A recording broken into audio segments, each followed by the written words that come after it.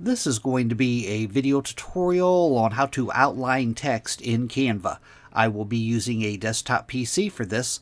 Let me jump over to my browser here.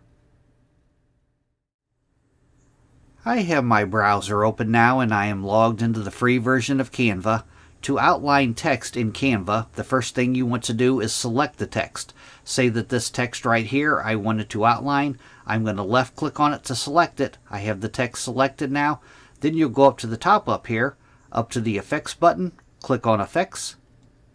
Now a pane opens up on the left hand side. And in the Style area, right down here is Outline. You want to click on Outline.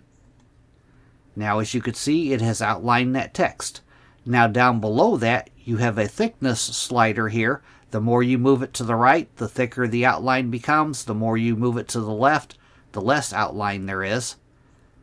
Down below that is color. As you can see, this is the color it has used to outline my text. If I click on that color, I could select a different color if I want. Say that I wanted to outline it in black. I'm going to click on black.